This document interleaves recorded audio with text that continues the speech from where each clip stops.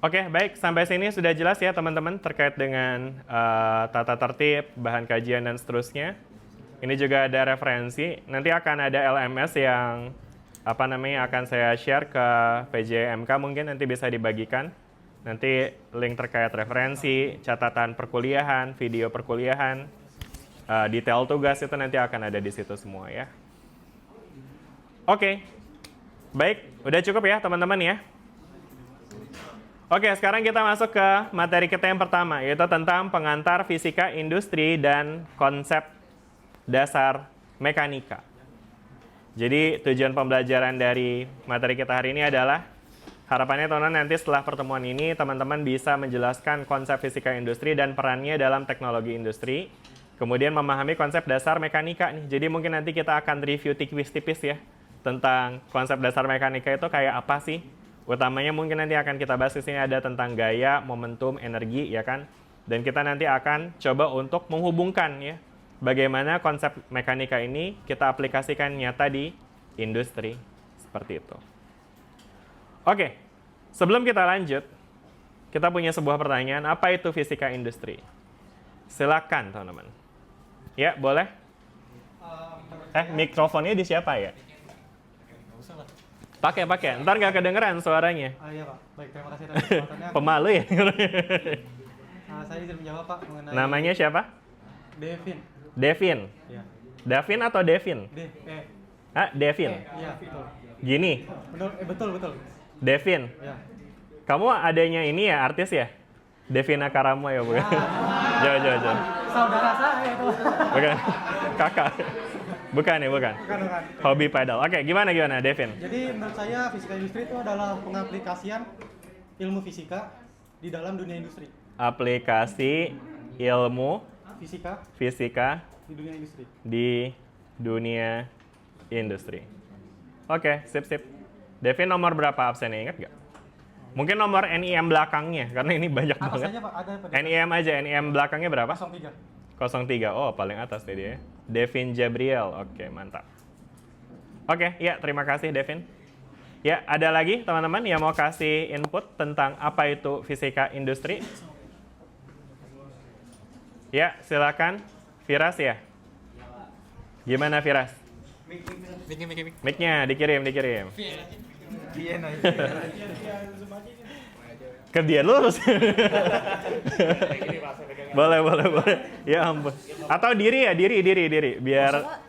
Biar ini subscribernya bisa lihat virus.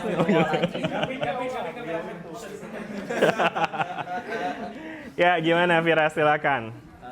Fisika industri itu Gimana? Sorry, fisika industri itu? Fisika industri itu menurut saya Pak, itu penerapan fisika buat penerapan fisika. mengoptimalkan mesin atau merancang, pokoknya yang merancang sama mengoptimalkan mesin gitu Pak. Mesin dan sebagainya gitu ya. Berarti gitu ya? Ya. Jadi penerapan fisika untuk mengoptimalkan ya kinerja gitu ya, atau operasional begitu ya? Iya, Pak. Oke, ya maaf ya jadi enggak. Oke, nomor berapa? Firas? Ini ya? Oke deh, sip. Satu lagi kali ya, terakhir ya. Ada lagi yang mau kasih input tentang apa itu fisika industri? Royan, silakan Royan. Royan lagi. Mana Royan? Silakan Royan. Jadi Royan. Mana Royan? Oh, ini orangnya. Wah, tengah tuh dia tuh, gampang nih kesorot nih. Wih. Gimana Ryan, silakan. Menurut saya itu Pak, fisika industri ilmu yang mempelajari atau menjembatani dari fisika dasar satu begitu Pak. Fisika ke industri? Atau Iya, apa? dari fisika dasar ke industri. Dari fisika dasar atau dari ilmu fisika gitu mungkin maksudnya ya? Iya. Dari ilmu fisika ke dunia industri begitu ya? Iya Pak. Dunia industri. Oke, sip. Terima kasih Royan. Nomor berapa Royan? 63 Pak. 63 ini ya. M Royan YLM. Disingkat-singkat gitu ya. Nama yang muncul cuma satu ya. YLM-nya apa? Yulisman Pak, Yulisman. Apa? Yulisman. Yulisman. Iya. Kok di sini? Kan itu satu kata doang. Nggak tahu Pak. Serius ini serius. Iya serius. Jadi you spasi list spasi man gitu. Iya. Kok lucu sih? Serius nih? Iya, serius, kenapa Pak. gue protes ya setelah orang tuanya ya? Oke, ya terima kasih Ryan YLM. Iya. Oke. Sip. Ya, jadi ini ya teman-teman ya. Dan kalau saya lihat sih masukan dari teman-teman semua ini kelihatannya punya irisan ya, di mana teman-teman udah bisa lihat bahwa fisika industri itu utamanya adalah berkaitan dengan penerapan ya, ilmu fisika ke dunia industri ya. Aplikasi kita itu kan kata kuncinya penerapan ya. Ini juga penerapan. Nah, ini menjembatani artinya kan bagaimana kita bisa menerapkan ilmu fisika ke dunia industri begitu ya. Jelas ya? Nah, jadi jawaban teman-teman semua benar tuh kalau kita ambil kata kuncinya di sini adalah penerapan ya. Jadi di fisika industri ini kita menerapkan prinsip fisika dalam sistem industri. Simpel aja ya kan ya. Nah, terus kemudian kenapa kita harus menerapkan prinsip fisika dalam sistem industri? Nah, tadi dibahas tuh sama Firas tadi ya, untuk optimalisasi mesin-mesin TSB. Bener ini. Mesin, tadi ngomongnya apa sih? Mesin bukan sih katanya Firas tadi? Iya ya, jadi mesin itu dalam konteks mesin itu artinya kan sesuatu yang bisa membantu operasional manusia gitu ya. Jadi dia itu mengoptimalisasi atau mendukung efisiensi dari produksi, inovasi teknologi, dan juga sampai ke keselamatan kerja juga ya. Jadi nggak cuma yang penting produksinya bisa optimal, tapi bagaimana produksinya ini juga bisa secure, bisa aman gitu ya kan. Karena industri itu ya banyak kan ya industri yang berbahaya yang mempertaruhkan nyawa ya kan. Apa misalnya industri yang mempertaruhkan nyawa? Apa? Minyak, pertambangan, kilang, apa lagi? Sawit. Sawit banget gitu. Iya, boleh. Oke, ya gitu ya teman-teman ya. Banyak tuh ya tadi teman-teman udah sebutin ya. Atau mungkin yang berat, yang physics heavy banget itu salah satunya adalah nuklir tuh ya, pembangkit nuklir ya kan. Pembangkit nuklir itu kan bahkan kalau kita enggak terapkan teknologi fisikanya ya dia bakal bisa bocor, dan sekalinya bocor efeknya itu dia katastrofik tuh ya. Nah tuh kayak Chernobyl ya kan yang bisa menyebabkan mutasi genetik dan seterusnya. Bisa jadi zombie tuh gara-gara itu. Tertawa ada zombie gitu ya kan, serem juga ya. Gitu teman-teman ya. Oke, jadi itu ya teman-teman ya. Jadi dari situ tadi sebenarnya kita udah sempat singgung ya tentang bagaimana definisi dari fisika industri ya, di mana fisika industri itu adalah penerapan prinsip fisika untuk mendukung efisiensi produksi, inovasi teknologi, dan juga keselamatan kerja gitu ya kan. Nah, sedangkan kira-kira berarti peran fisika dalam industri apa nih? Ya kenapa harus ada fisikanya sih? Kenapa sih kita harus menerapkan fisika dalam industri? Perannya, oke boleh, bentar. Mic-nya boleh ke Mas ini. Siapa namanya? Rizky. Oh ini Rizky yang PJMK ya, bukan? Oh iya. Oke. Rizky pakai I. Ini yang saudaranya penyanyi ya? Rizky Febian, bukan? Bukan. Anaknya Sule ya? Bukan ya. Sorry. Oke, gimana Rizky? Nggak apa-apa Rizky. Oke. Dia maunya di belakang kamera aja dia. Iya, Pak. Sebagai dasar untuk ambil pertimbangan, Pak. Sebagai dasar pengambilan keputusan. Ya, Gimana tuh industri. maksudnya? Jadi kayak misalkan untuk di dunia industri kan ada manajemen risiko gitu ya, Pak. Nah, itu harus dipertimbangkan dari faktor dari sisi fisikanya juga gitu. Bentar, tadi misal aspek manajemen risiko. Ya, manajemen risiko gitu. Contohnya gimana tuh maksudnya tuh? Kayak misalkan yang penanganan limbah nuklir gitu ya, Pak. Kita harus lihat kayak dari sisi fisika itu penanganannya harus kayak gimana. Ya, kayak gitu lah Pak SOP-nya gitu. Limbah nuklir. Oke, nice. Betul tuh ya. Jadi kalau misalnya kita ngomongin soal industri nuklir, itu tuh limbahnya itu bersifat radioaktif tuh teman-teman. Sehingga karena dia radioaktif, kita nggak bisa sembarangan ngebuang limbah nuklir ke sembarang tempat gitu.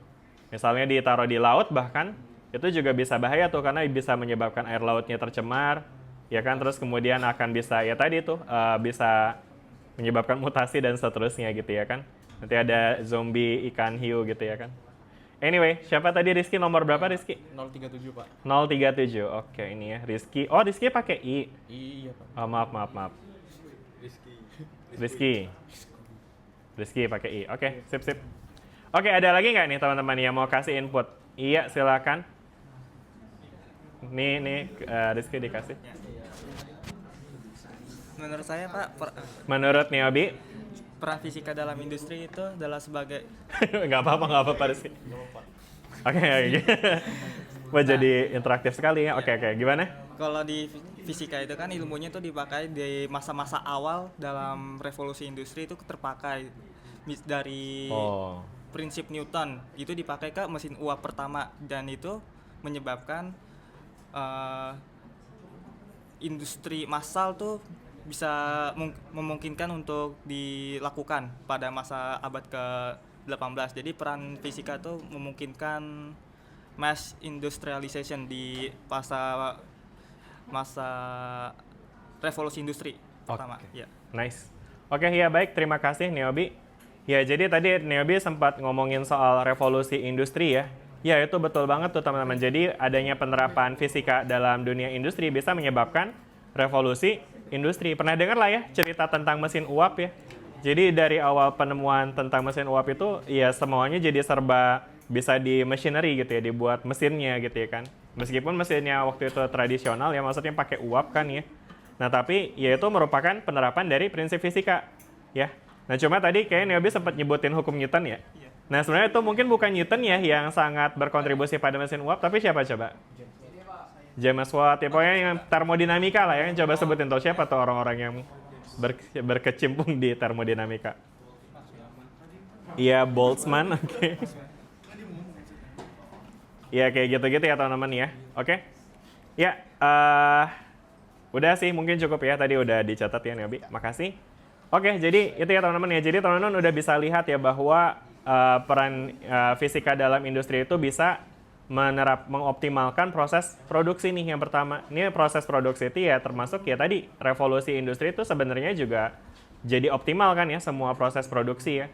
Kayak misalnya mungkin dulu orang buat ngebajak sawah harus ngebajak manual atau pakai kerbau. Dengan adanya revolusi industri ditemukan mesin uap, dibikin pembajak sawah pakai traktor gitu ya kan.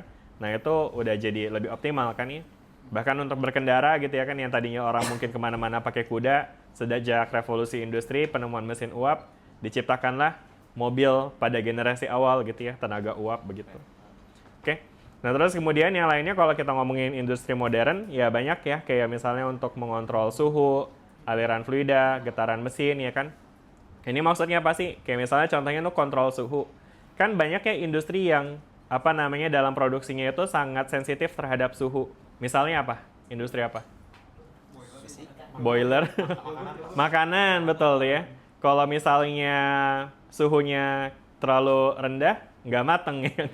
Kalau terlalu tinggi, gosong gitu ya kan.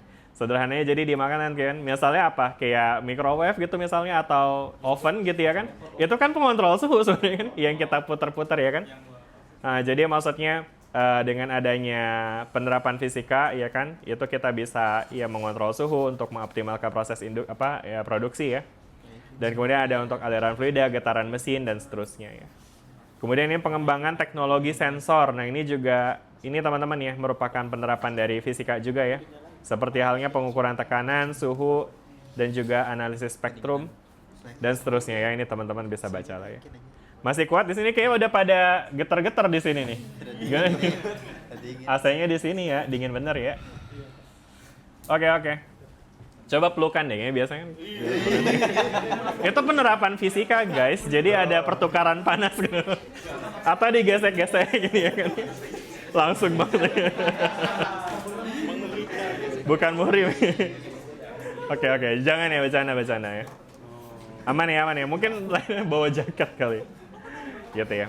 Oke, terus habis itu ada energi dan lingkungan, komputasi industri dan seterusnya ya. Nah, ini tadi ada penerapannya. Jadi tadi kita ada sempat diskusi ya kayak tentang sensor itu dipakai untuk apa. Terus juga ini ya ada industri yang mengoptimalkan material dan nanoteknologi ya, teman-teman ya. Seperti itu. Oke. Nah, berarti sekarang kita bisa lihat bahwa karena fisika itu ada banyak ruang lingkupnya, ya kan? Ada mekanika, ada termodinamika, ada elektromagnetisme, ada gelombang elektromagnetik juga, yang ini sebenarnya merupakan kajian dari perkuliahan kita, ya kan? Maka untuk masing-masing aspek ini bisa kita terapkan kan ya, di bidang-bidang tertentu ya. Oke? Nah sekarang, teman-teman ada yang mau sebutin nggak dari keempat bidang ini tuh kira-kira contoh penerapannya tuh di industri mana sih? Ya. Misal contoh di sini mekanika itu kita bisa terapkan di industri otomotif gitu misalnya. Ya kan karena di mekanika kan kita belajar tentang daya, kemudian tentang torsi, segala macam ya kan, yang itu berkaitan dengan ya kita mendesain mobil yang canggih gitu ya kan, yang cepat, yang efisien, yang hemat energi segala macam. Nah, itu utamanya kan menerapkan mekanika begitu teman-teman ya. Oke, nah ada yang mau sebutin contoh lain silakan. Ada yang mau dikasih poin silakan. Boleh, siapa namanya? Oke, penerapan pembangkit listrik di mana tuh? Di aspek fisika yang mana? Mekanika. Pembangkit listrik. Oke, sebenarnya ini dia udah multi bidang ya. Mungkin kira-kira tadi siapa namanya? Adit. Nah, Adit bisa bayangin nggak kira-kira mekanikanya tuh di mana sih si pembangkit listrik tuh? Kalau di pembangkit Ini mic-nya lagi di Adit nggak? Ya benar. Oh, oke, siap. Kalau misalkan lagi di pembangkit listrik tenaga airnya mungkin di generatornya ya. Iya. Di berputar gitu. Itu kan mesin ya mekanikanya. Oke, jadi misalnya pembangkit listrik tenaga air ya, kita lebih spesifik aja kali ya, biar kelihatan ada mekanikanya ya. Karena kalau pembangkit listrik tenaga nuklir misalnya, kayaknya itu, ya sebenarnya ada juga sih, karena ada interaksi turbin juga ya, tapi mungkin biar kebayang ya ada tenaga air ya. Oke, tapi ada aspek lain nggak sih, Adit, selain mekanikanya di konteks pembangkit Mungkin listrik ya? Listriknya ya, kan perubahan dari energi ya gerak sama dari mungkin ada energi potensialnya ke listrik gitu. Di elektromagnetisme ini ya, karena di situ ada Air terjunnya kan turun. ada konversi energi ya dari mekanika jadi energi listrik ya kan? Iya, sip. Oke, makasih Adit. Nomor berapa Adit? 034. 034. Oke, sip. Aditya Asyafwan Sadiman. Oke, ada lagi yang lain silakan. Itu sih Pak, yang pembangkit listrik itu bisa diterapin di termodinamika juga Pak. Pembangkit listrik diterapin di termodinamika juga. Kayak gimana tuh? Pembangkit listrik tenaga uap itu kan pakai bahan bakar gitu ya Pak, buat manasin air. Pembangkit listrik tenaga nuklir juga manasin air juga. Di situ kan prinsip termodinamika main juga di situ Pak. Tenaga uap ya, karena tenaga uap itu cara kerjanya dia manasin air pakai prinsip termodinamika begitu ya. Oke, sip. Terima kasih Rizky. Ada lagi satu orang lagi mungkin terakhir. Ya, silakan ya Bi. Harus yang ini ya, yang ini masih kosong nih, gelombang elektromagnetik. Biar lengkap. Itu. Oh, elektromagnetik itu Iya. menurut saya industri internet termasuk ya? Industri internet, oke, Iya. industri komunikasi lah ya. Dalam itu memproduksi internet dan Misalnya internet, terus apa lagi? produk-produk digital lainnya. Produk digital lainnya ya. Sebenarnya banyak sih gelombang elektromagnetik itu kan kayak Bluetooth gitu ya kan ya. Iya. Wi-Fi ya kan. Wi-Fi. Itu semua itu masuk ke dalam penerapan prinsip gelombang elektromagnetik kan ya sebetulnya ya. Ini ada remote-nya nggak sih? Ini kasihan banget. Nih, jangan Pak. Ini janggan ya. Janggan kedinginan. Janggan butuh medis guys. Padahal lo janggan medisnya kayaknya ya nggak sih? Medis butuh medis. Iya, atas sini nih janggan, sebelah sini. Nah, itu ada tuh. Itu oh, ada remote-nya. Oh, pakai HP. Oh, bisa gitu ya. Wih, canggih. Oh iya. Penerapan ya tuh. Wah, dia langsung ini. Remote AC. Tadi HP-nya siapa itu pakai? Itu udah langsung menerapkan tuh, bukan mengungkapkan lagi ya. Aplikasi langsung tuh saya kasih ya, jangan deh. Karena udah matiin AC. Keren banget, respect. Iya, pakai sinyal apa tuh kira-kira tuh? Inframerah. Nice, bagus, bener banget, jangan. Oke, sip. Seru. Ya, jadi itu ya teman-teman ya. Jadi kita bisa menerapkan banyak prinsip fisika dalam berbagai ruang lingkup industri seperti itu. Oke? Udah, nah terus kemudian ini ada bahasan lebih spesifik tentang mekanika ya teman-teman ya. Jadi kayak misalnya penerapan mekanika di dunia industri, kita punya yang namanya conveyor belt. Conveyor belt tahu nggak tuh teman-teman yang mana? Yang buat Yang buat ngangkut barang. Yang kayak di bandara, betul ya? Jadi intinya conveyor belt itu adalah sistem roda yang terhubung oleh suatu sabuk gitu ya kan ya. Dan ketika rodanya muter, ya sabuknya ikutan muter sehingga kalau kita taruh benda di atasnya dia jadi jalan segala macam ya kan. Ini tentu ada hitung-hitungan fisikanya kan ya. Nggak sekedar asal muter, wah muter, oke pakai gitu. Ya kan ya. Nah kira-kira teman-teman bisa sebutin ya nih di dalam prinsip conveyor belt itu ibaratnya nih materi fisika yang dipakai itu apa nih? Gerak melingkar. Gerak melingkar, torsi, apa lagi? Gaya. Gaya juga, oke apa lagi?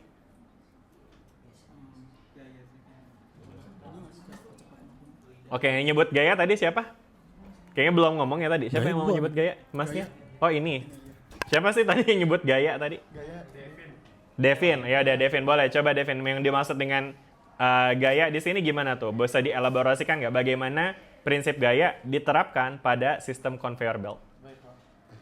Kita mulai dari gaya dorong terlebih dahulu ya. Dorong Boleh. bukan dalam artian yang didorong manusia, melainkan mesin di rodanya tersebut. Ha-ha. Kan dorong ke depan, ke depan. Dia dorongnya pakai gaya apa sih sebenarnya? Dorongnya sama gaya Apa yang menyebabkan dia bisa ngegerak? Apa yang mendorong benda ini bisa geserkan? mesin.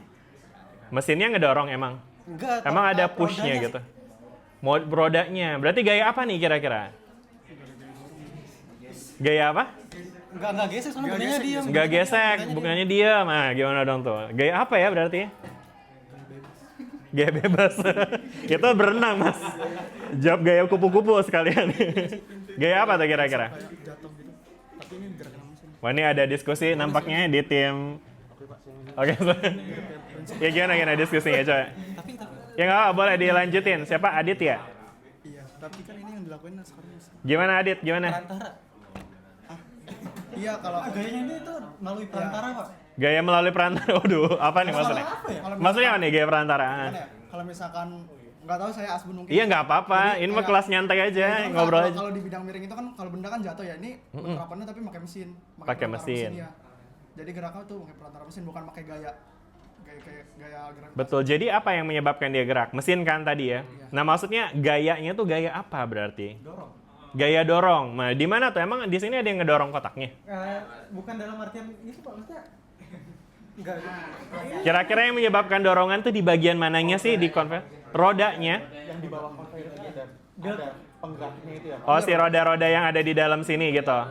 Jadi ini yang memberikan gaya ya. Tapi kan yang gerak si ininya, boxnya ya kan? Kan supaya boxnya gerak berarti harus ada yang ngedorong si boxnya kan ya? Gaya melingkar itu. Nah gaya apa nih yang ngedorong si boxnya ini? Gaya sentripetal.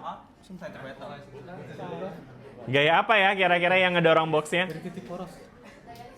Gaya listrik. Gimana tuh maksudnya gaya listrik?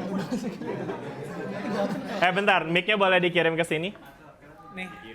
Dikirim. Wah ini sampai ke sono-sono ya kelasnya ya, sampai mojok bener itu Dafu ya.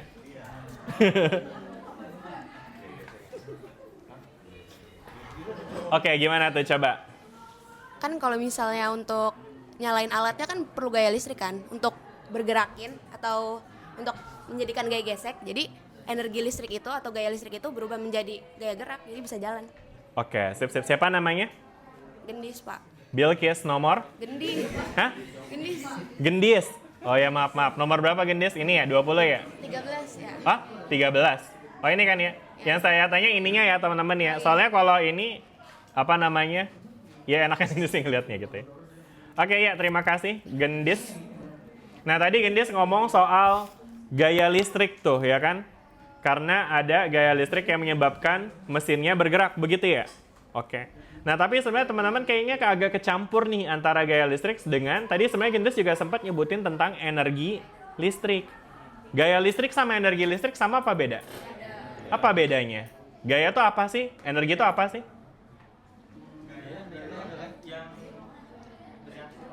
Gaya itu bereaksi pada benda. Mempunyai massa dan percepatan. Oke, karena F sama dengan MA gitu ya. Kalau energi apa nih energi? Sesuatu yang tidak bisa dimusnahkan. Cari ya nyambung-nyambungnya kemana gitu ya. Iya. Oke, jadi teman-teman mungkin ini ada pemahaman fisika dasar yang teman-teman perlu coba rapiin lagi untuk ngebedain antara gaya dan juga energi ya kan. Mungkin untuk orang awam ngomong gaya listrik sama energi listrik buat mereka nggak ada bedanya gitu ya. Tapi jangan sampai teman-teman sebagai mahasiswa fisika nggak ngerti tuh bedanya gaya sama energi ya. Nah terus sekarang gaya tuh apa sih? Gaya itu intinya adalah dorongan atau tarikan yang terjadi pada benda gitu ya kan. Kayak misalnya ini ada laptop, saya dorong ke depan, artinya saya memberikan gaya pada si laptop ini, begitu teman-teman. Ya, jadi nongol begini, bentar dong. Ya, jadi di sini ada gaya yang diberikan pada si laptop ini.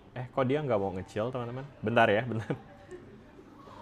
Ini saya close aja kali ya. Aman kan ya, masih ya? Recordingnya masih nyala ya? Oke. Kemarin tuh soalnya habis kelas Fisdas gitu kan, terus kayak habis kesenggol, suaranya jadi nggak masuk gitu. Sedih sekali. Anyway, lainnya juga jadi gede amat ya. Yaudahlah biarin nih. Oke, sampai mana tadi kita? Sampai ini teman-teman tadi tentang gaya ya. Jadi gaya itu adalah dorongan atau tarikan yang bekerja pada suatu benda gitu ya kan. Sehingga tadi kalau kata Adit bisa menyebabkan benda tersebut bergerak ya kan, atau berpindah atau menyebabkan gerakan. Karena gaya itu ada kaitannya dengan percepatan ya. Dari F sama dengan MA. Kita tahu bahwa adanya gaya pada benda bisa menyebabkan benda tersebut mengalami percepatan. Oke? Jelas nggak sampai sini tentang gaya sebagai dorongan atau tarikan? Jelas ya? Sedangkan energi itu berkaitan dengan, berkaitan dengan kerja atau usaha gitu ya kan? Kalau dari rumusnya sih, usaha itu kan apa? Teman-teman masih ingat nggak rumus usaha? W sama dengan F dikali S gitu ya kan? Jadi ketika teman-teman melakukan kerja sepanjang ketika teman-teman memberikan gaya pada benda sepanjang lintasan tertentu, nah itu artinya teman-teman sedang berusaha, ya kan? Dan untuk melakukan usaha tersebut, teman-teman butuh energi. Jadi energi itu adalah sesuatu yang dibutuhkan untuk melakukan usaha, sehingga bisa memberikan kerja sepanjang lintasan tertentu, gitu ya. Jelas nggak sampai sini, teman-teman? Ya. Dan contoh energi apa? Contoh energi ya banyak ya, ada energi potensial, energi mekanik, energi kinetik, energi gravitasi, energi kimia bahkan ya kan. Ya paling gampang kimia sih, kayak misalnya teman-teman mau disuruh ngedorong truk gitu ya kan 1 kilo, pasti teman-teman nggak bakal bisa ngedorong kalau teman-teman belum makan ya kan. Harus punya energi kimia dulu gitu ya, sehingga ada energi yang bisa diubah jadi energi mekanik untuk ngedorong si bendanya ya.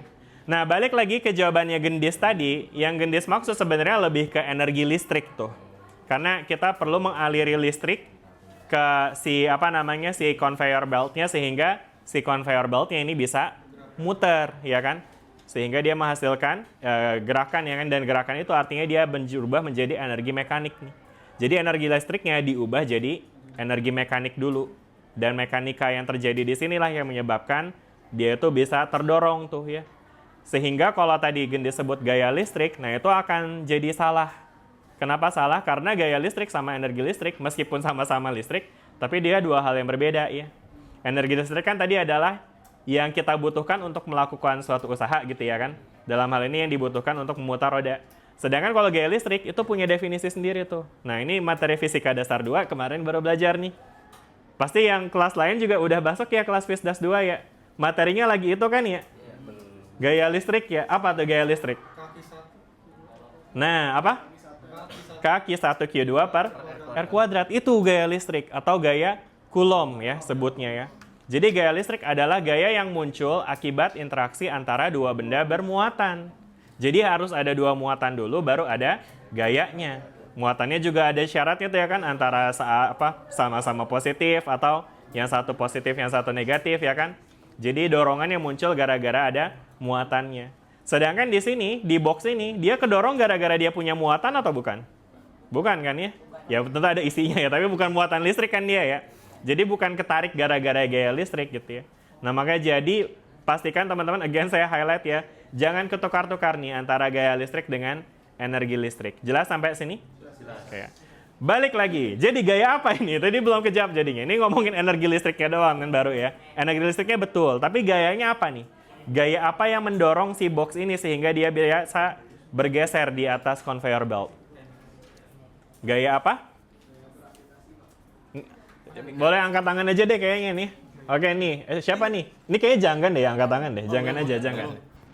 Janggan. Oke, kalau menurut saya itu dari gaya gesek, Pak. Gimana? Dari gaya gesek. Gaya gesek. Kenapa tuh gaya gesek? Kan roda-roda di bawah beltnya itu kan berputar. Roda-rodanya berputar, terus? Kalau misalnya tidak ada gaya geseknya itu, yang ada selip doang, beltnya nggak ikut gerak gitu, Pak. Oh, jadi rodanya doang yang muter, tapi si beltnya nggak ikutan Nah, jadi selip gitu dan muter, slip. dan si boxnya juga jadi nggak ikut gerak. Jadi nggak ikut gerak, Nah, ya kan? sedangkan kalau ada gaya gesek gitu, boxnya itu ngikut sama Beltnya. beltnya karena ada gaya gesek. Oke, nice. Nah, itu betul banget tuh. Boleh kita kasih plus nih buat Jangan, akhirnya kita ketemu. Padahal soalnya ini udah ada tulisannya juga, guys. Ya. Tapi saya kayak tadi ada yang menegasikan tuh. Bukan gaya gesek, kan dia nggak gerak gitu kan. Ini ada gaya geseknya, teman-teman ya. Gaya geseknya di mana? Tadi satu yang dibilang sama Janggan betul banget tuh ya. Di sini tuh ada gesek antara, pertama mungkin antara si roda dengan beltnya ya. Ya meskipun mungkin sebenarnya antara roda sama belt bisa aja dia ada mekanisme geriginya juga gitu ya kan ya. Yang sebetulnya kalau kayak gitu berarti itu sebenarnya memperbesar gesekan kan ya. Karena gerigi kan intinya menghambat kan ya. Tapi dia jadi bikin dia ngikut muter gitu ya. Nah tapi gaya gesek yang utamanya itu sebenarnya adalah di part bagian atasnya si conveyor belt ini. Yang ketemu sama si bendanya gitu. Karena kan yang ditanya ini adalah gaya yang bekerja pada benda ya kan. Nah sedangkan yang bersentuhan langsung dengan benda adalah si beltnya ya kan. Jadi yang harus ada gaya geseknya itu adalah si di sini nih teman-teman, di atas si conveyor beltnya itu harus kasar ya. Bisa dibayangin kebalikannya, kalau beltnya licin itu mungkin beltnya doang tuh yang muter, bendanya nggak ikut gitu. Apalagi misalnya dia kencang gitu ya kan. Kebayang nggak? Bayang. Ya jadi biar bisa ngegrip dia tuh harus ada gaya geseknya ya kan.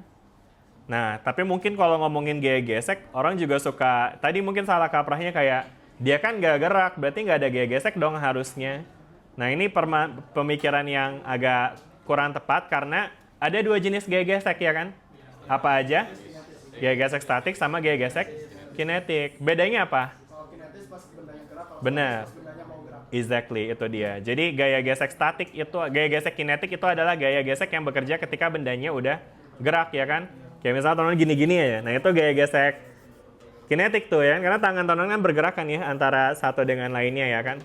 Nah sedangkan kalau gaya gesek statik itu sebenarnya bukan cuma sekedar pada saat bendanya hampir bergerak ya, tapi lebih tepatnya pada saat bendanya belum bergerak gitu ya kan. Jelas nggak teman-teman? Jadi ada gaya gesek statik juga gitu untuk benda yang tidak bergerak. Ini tidak bergeraknya tapi relatif terhadap si beltnya ya. Oke, jadi dia gaya gesek statik. Tapi karena ada gaya gesek statik ini sehingga karena kita tinjau bendanya doang ya, dia cuma ada gaya gesek yang akhirnya dia bisa bergerak ke kanan jadinya. Gitu. Jelas sampai sini teman-teman? Oke, bagus. Berikutnya ada apa lagi tuh? Mesin piston. Kalau piston pernah dengar piston? Apa tuh piston? Apa? Minecraft. Emang kayak gimana tuh? Emang ada ya piston di Minecraft? Aduh, saya nggak main lagi nih Minecraft. Kayak gimana? Coba Iqbal, jelasin Iqbal. Minecraft gimana Iqbal? Oh, buat dorong benda. Lah emang kalau piston buat apa?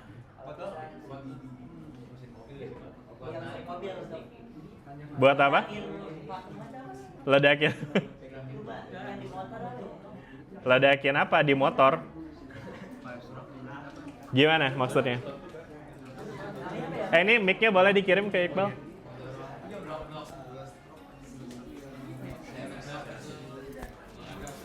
Jadi Gimana? selain di motor ada di ya saya gambar di kereta tuh. Oh di kereta, oh iya Kak, ada Maksudnya dia gambarnya. jadi biasanya itu untuk ngeledakin sumbu. Biasanya kan di piston tuh di ujungnya di bagian atasnya ada sumbu. Sumbunya tuh pertama gas atau apa ya resource buat pembakarannya tuh dimasukin terlebih dahulu ke mesinnya. Terus pistonnya tuh akan membuat tekanan di dalamnya. Tekanannya jadi rendah atau tinggi, ya, ngebikin ada itu api apa ya? Percikan api. Terus? Nah percikan api itu yang ngebikin dorongan yang kuat. Tolong dong teman-teman, siapa nih? Ada apa? Dengerin dulu ya, Iqbal lagi ngomong nih. Oke. Ya. Percikannya, apinya itu ngebikin dorongan yang kuat di dalam mesinnya. Kan nggak cuma satu ya. di dalam mesin tersebut. Jadi energi yang dihasilkan lebih banyak semakin banyak pistonnya. Semakin banyak pistonnya, semakin besar energi yang dihasilkan Ya, gitu ya. konversinya semakin lebih cepat. Oke, sip. Ya, terima kasih Iqbal untuk jawabannya. Tadi saya udah centang ya. Ya, jadi yang tadi dijelasin sama Iqbal, mungkin saya coba rapiin ya Iqbal ya. Makasih penjelasannya. Tapi teman-teman pernah lihat piston ya? Karena Piston itu isinya tuh ada tabung pembakaran yang terkoneksi dengan sebuah lengan pendorong gitu ya kan. Jadi ketika pembakaran terjadi di dalam tabung piston, pistonnya itu dia jadi naik turun tuh ya kan. Dan ketika dia naik turun itu nanti dia bakal menghasilkan dorongan tuh teman-teman. Ada nggak ya ilustrasinya? Piston, give. Nggak keluar yang aneh-aneh kan ya? Video kali ya? Bisa nggak sih? Biasanya ada deh gambar yang gerak-gerak gitu. Nah ini ada nih give ya. Nah itu dia. Kelihatan kagak tuh? enggak. Kurang ya? Segini kali ya? Nah aman ya? Oke. Nah ini yang dijelasin sama Iqbal tadi itu adalah ini nih teman-teman. Jadi di sini nih ada pembakaran nih di dalam tabung pistonnya ya. Dan pembakaran ini menyebabkan gas di dalam pistonnya ini dia mengembang. Jadi ini udah masuk ke prinsip termodinamika juga sebetulnya di dalam piston tuh ada penerapan termodinamikanya tuh ya kan. Nah cuma karena gasnya mengembang maka si piston ini bisa terdorong sehingga menghasilkan gaya ya kan ya, gaya dorong ya kan. Terhadap apa nih? Terhadap si, ya ini mungkin sederhana ini terhadap ini ya, apa sih namanya? Kulkas. Kruk as. Oh namanya kruk ya, wih mantap mekanik sekali. Bener-bener ya, namanya kruk as tuh. Saya baru tahu tuh namanya kruk as ya. Jadi dia ini buat ngegerakin roda mobil nih teman-teman. Jadi ini biasanya nanti akan bisa dipakai untuk ngegerakin roda gitu. Jelas nggak teman-teman sampai sini? Ya jadi ini teman-teman ya bagaimana penerapan prinsip mekanika ya kan dalam piston ya kan. Jadi dia menyebabkan adanya momentum juga ya karena di situ kan tadi ada perubahan kecepatan ya kan. Dan seterusnya. Oke. Terus ada control crane segala macam ya kan. Udah deh gitu ya teman-teman ya. Kita masih punya berapa menit lagi? Sampai jam berapa deh harusnya? 13. Sampai 10.30 emang. 10.40. 10.40. Oh iya, oke. 13 menit lagi. Oke. Nah, berikutnya ada apa lagi nih? Ini ada konsep dasar mekanika ya. Ini mestinya sih review sih tentang besaran dan satuan ya. Nah, ini tentu merupakan hal yang penting ya karena dalam konteks penerapan industri itu kan kita perlu presisi ya. Misalnya kita pengen menghasilkan mesin yang menghasilkan gaya dorong berapa newton gitu. Nah, itu kita nggak bisa sembarangan asal bikin mesinnya kan ya. Kita harus atur berapa besar energi yang diberikan, dan seterusnya ya kan. Jadi besaran dan satuan itu sangat penting di sini. Kemudian di sini ada hukum Newton 1, 2, 3, dan juga ada konservasi energi dan momentum. Ya. Nah ini ada review konsep mekanika tentang kinematika dan gaya. Ya udah mungkin kita review tipis-tipis aja ya teman-teman ya. Jadi kita coba recall lagi apa yang teman-teman udah pelajarin di fisika dasar 1 ya. Jadi kan di materi mekanika teman-teman udah belajar tuh ada kinematika sama ada gaya ya. Ngomongin kinematika dulu nih. Kinematika itu apa sih teman-teman? Berkaitan dengan betul. Jadi kinematika itu adalah studi tentang gerak benda ya kan. Nah, sedangkan cara benda bergerak ada banyak macamnya ya kan. Dan at least di fisika kita udah belajar ada beberapa jenis. Ada apa aja tadi? GLB, GLBB, GMB, GMBB, parabola, ya kan? Ada lagi kagak? GJB boleh sebutnya. Terus apa lagi? Gerak apa? Gerak HAS ya. Ada apa lagi? GHA ada GHA?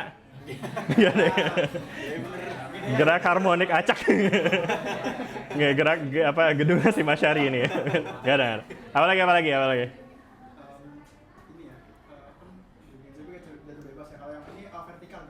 Gerak vertikal, oke. Iya. GVA, GJB gitu ya. Terus apa lagi? Gerak vertikal atas, gerak vertikal bawah, GVAB gitu. GVA, GJB, GVB gitu ya. Sebut aja dah tuh semua yang ada GG. Ada GJB ada ya. GJLS ada? Enggak ada. Ada Regen tuh di situ ya. Enggak ya. Kayak gitu ya teman-teman ya. Jadi banyak lah ya macam-macamnya ya kan ya. Intinya teman-teman udah pernah belajar ini dan tentu untuk setiap gerakan itu beda cara geraknya ya kan ya. Boleh dijelasin nih karakteristiknya apa sih? Kalau GLB itu gimana teman-teman? Kecepatannya apa? Konstan. Gimana ada nulis konstan? Konstan. Sedangkan percepatannya hanya 0. Kalau GLBB? Percepatannya berubah. Betul. Kalau percepatannya? Nambah, berkurang? Berkurang dengan cara apa? Konstan dia tuh. Jadi ini tuh kita mendefinisikan GLBB itu karena perubahannya beraturan. Jadi A atau percepatan itu kan sebetulnya menggambarkan perubahan kecepatan terhadap waktu ya. Jadi di GLBB, bedanya dengan GLB adalah di GLB gerak lurus beraturan itu dia kecepatannya teratur ya. Maksudnya perpindahannya teratur yang artinya kecepatannya konstan. Sedangkan kalau di GLBB, B yang pertama itu gerak lurus berubah. Apanya yang berubah? Kecepatannya. Nah, tapi cara kecepatannya berubah itu ditambahin dengan B yang kedua yaitu beraturan yang artinya perubahan kecepatannya itu tetap ya. Ya kan? Misalnya berapa? Misalnya nilai percepatan, teman-teman mungkin pernah tahu percepatan gravitasi berapa? 9,81 meter per sekon kuadrat ya. Nah ini kalau kita ambil konteks delta V per delta T, ini tuh sama maknanya adalah 981 meter per sekon per 1 detik. Jadi artinya kalau teman-teman ngelepasin benda dari tangan teman-teman, ini kan awalnya digerak nggak sih? Awalnya nih pas awalnya nggak dong kan kita pegangin ya kan? Awalnya 0 ya kan? Nah dengan adanya percepatan ini, artinya 1 detik kemudian dia akan bergerak dengan kecepatan 9,81 ya. 1 detik kemudian kecepatannya jadi berapa? 19,62 W, mantap banget tuh. Kecepatan yang ketiga berapa? Setelah detik ketiga, wah udah mulai sesuatu gitu ya.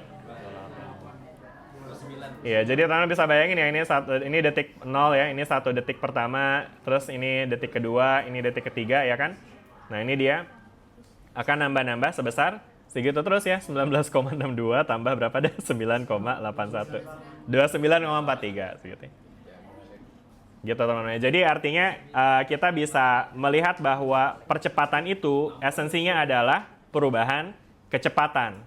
Dan pada GLBB perubahan kecepatannya terjadi secara konstan. Artinya percepatannya konstan segitu-segitu. Artinya setiap detik dia nambahnya segitu-segitu aja tuh kecepatannya. Ya tentu dia bakal makin cepat gitu kan jadinya ya. Oke, jelas sampai sini teman-teman? Ya. Nah, tapi GLBB ini sebetulnya valid nggak sih teman-teman? Kalau kita lihat benda jatuh, itu dia beneran terusan dipercepat gitu nggak sih? Diperlambat sama hambatan ini Pak udara Pak. Karena apa? Ada hambatan udara. Hambatan udara. Kenapa emang efeknya dari hambatan udara? Betul ya. Jadi artinya teman-teman bakal bisa lihat bahwa sebetulnya gerakan yang terjadi di dunia di sekitar kita itu bisa jadi nggak sesederhana GLB atau GLBB gitu ya. Karena ada gaya-gaya lain yang bisa bekerja pada benda sehingga cara dia gerak itu nggak sesimpel itu, nggak sekonstan itu percepatannya ya kan ya. Oke? Oke deh, sip. Ya jadi ini semua perlu untuk kita kaji ya teman-teman. Dan ini tentu sangat penting ya, terutama kayak misalnya di industri transportasi, apalagi kalau misalnya ngomongin industri pesawat terbang gitu ya kan. Itu kan harus mempertimbangkan gaya hambat udara segala macam ya. Gitu, dan seterusnya ya. Pokoknya itu ya tadi tentang kinematikanya teman-teman ya. Kemudian kalau untuk gaya, ya saya rasa teman-teman juga udah ada gambaran lah ya tentang gaya sebagai, apa tadi gaya definisinya, ayo. Tarikan atau dorongan yang bekerja pada benda, betul ya. Oke deh, sip. Dan kemudian dari gaya ini dia bisa menyebabkan suatu benda bergerak ya. Kenapa? Karena gaya itu bisa menghasilkan percepatan ya kan, karena F net sama dengan M kali A. Oke deh, sip. Ini udah, kayak ini review konsep momentum kayaknya cukup lah ya. Nanti teman-teman bisa baca-baca lagi aja di modul fisika dasarnya dan juga energi. Karena sekarang udah 5 menit lagi, jadi saya paling mungkin lebih ke ini sih. Pertama mungkin ini ada, kayak diskusi kelas nggak usah lah. Kuis, wah kok tiba-tiba kuis ya. Ya mungkin ini jadi PR aja ya teman-teman ya. Ini ada tugas lagi juga, oh beda-beda. Oh, jadi gini teman-teman. Ini adalah soal yang saya tulis di sini. Ini jadi PR. Silakan teman-teman kerjain secara mandiri, ya kan? Ya, apa namanya? Dan ini yang tadi saya minta untuk teman-teman kumpulkan ya. Nah, ini sifatnya mandiri kalau yang ini ya. Nanti saya akan kasih link untuk kumpulin tugasnya, ya kan? Nah, kemudian yang kedua di sini ada tugas tuh berkaitan dengan presentasi ya. Jadi seperti yang tadi saya udah sampaikan di awal bahwa teman-teman bisa coba untuk bikin kelompok yang terdiri dari 4 sampai 5 orang. Nah, tapi saya kayak perlu pertimbangkan ini deh karena jumlah mahasiswa kita ada berapa deh tadi? 51. 48 tapi di sini cuma ada yang belum ngisi. Jadi aslinya berapa harusnya? Harusnya 50. Oke. Nah, saya ngebayangin biasanya tuh kan ini apa namanya bikin presentasi itu sesi presentasinya 10 menit. Jadi kalau misalnya kita bikin 5 orang berarti kan 10 kelompok tuh. 10 kelompok kali 10 menit kan jadinya 100 menit ya. Sedangkan kelas kita aja cuma 80 menit ya kan ya. Jadi mungkin untuk yang ini, yang tugas buat minggu depan karena kita masih puasa kan. Jadi minggu depan mungkin kelompoknya kita gedein aja kali ya. Biar kita bisa bikin jadi berapa ya enaknya? 8 kelompok kali ya.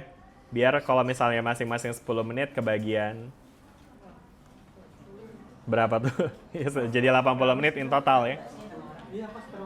Abis ini teman-teman ada kuliah lagi nggak sih? Nggak ada.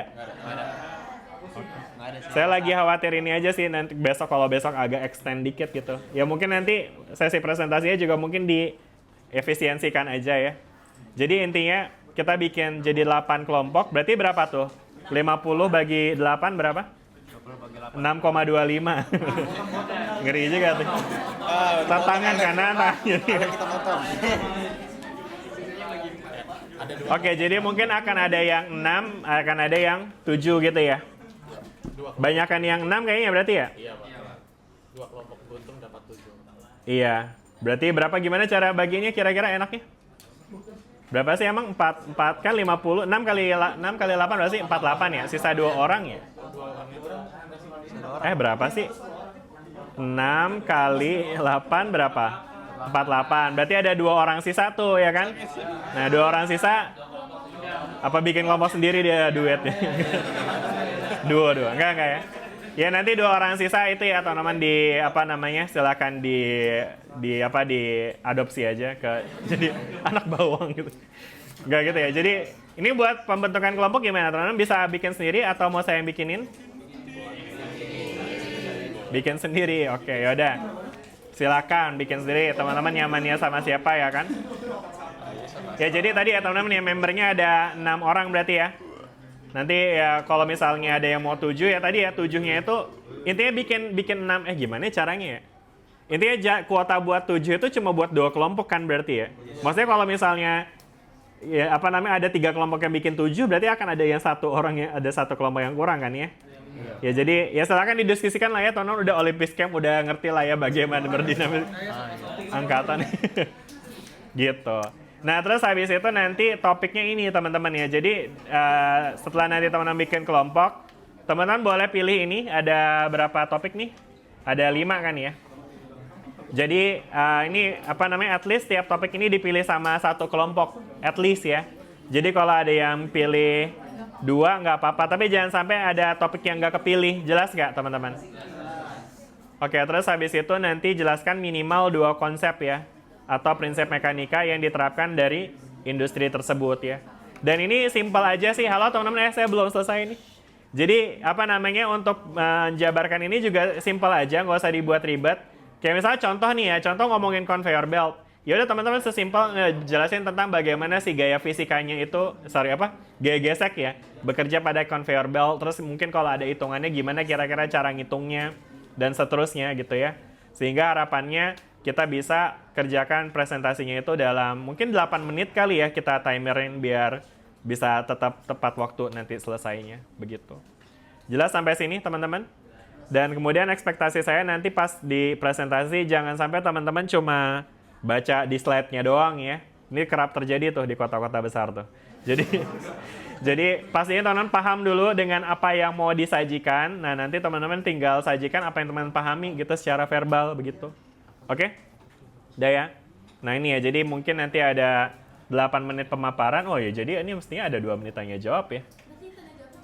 Oh gitu. Menurut Lau. Ide bagus. Oke. Ya udah ya gitu ya teman-teman. Nanti perkara tanya jawab kita lihat nanti ya. Oke. Sip.